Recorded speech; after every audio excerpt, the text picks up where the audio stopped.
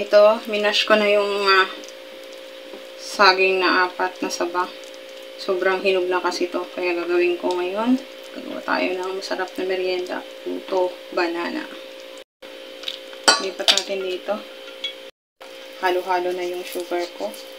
Nabusan ako ng white. Kaya nagad ako ng muscovado. Yun ang available eh. Star margarine, 1/4 cup. 2 egg, medium. 2 kutsarang vanilla. Then mix until to combine all ingredients. Dapat yung paghalo natin ay huwag natin iaangat yung ating panghalo. Gamit ako ng 1 cup and 1/4 na evap milk. Gamit ako ng 2 cup na flour. 2 cups ang gamit kong harina o flour. Powder, 1 kutsara at kalahati. Baking soda, 1 kutsara at kalahati. Sasalain ko rin kasi may mga buo-buo yan.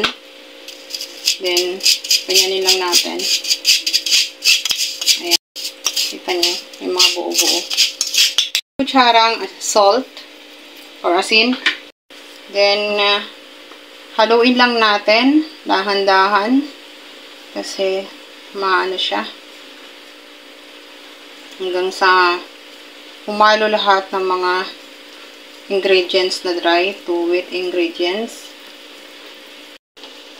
So, pagkatapos natin may halo to, ready na para ilagay natin sa kulmahan ng puto. So, already, ano na to? Okay na yung texture niya. Guys, nilagyan ko ng star margarine para hindi siya dumikit. Guys, ng takalan. Ito ay 1/4. Ilalagay natin dito.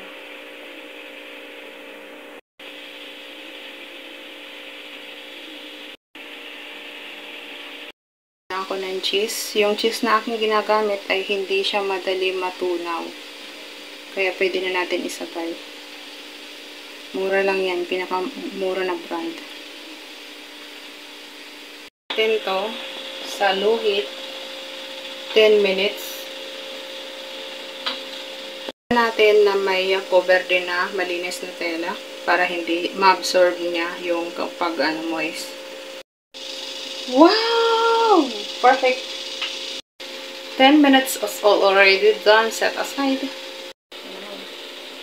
Sa saging at mahilig ka rin sa bread. Tapos pinagsama. O di ba? Tapos ang sarap pa maging business dito. Di ba? Tiyaga lang talaga. Deliver na! Ito na guys, yung puto. Mahilig ka ba sa bread? Tapos ba may banana? And cheese? This is for you! Deliver na!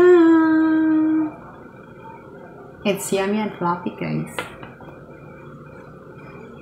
Kuha tayo ng isa. Then, open natin. What's a perfect fluffy? Wow!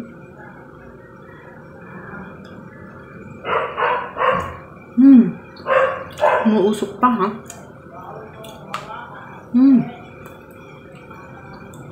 Malapit. Yummy. This is perfect. Yummy. Then tubig. Yummy guys. The cheese.